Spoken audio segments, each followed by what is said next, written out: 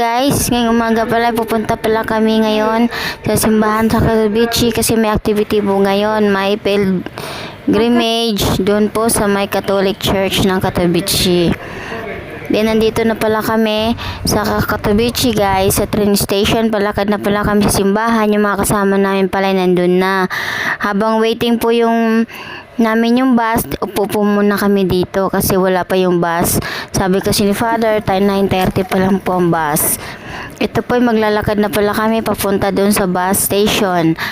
Kasi ang sabi po ng iba, nasa harap daw po yung ng simbahan yung bus, pero malayo pa pala yung parking lot niya guys, kasi hindi daw po makapasok sa may bandang simbahan, di ata pwede doon.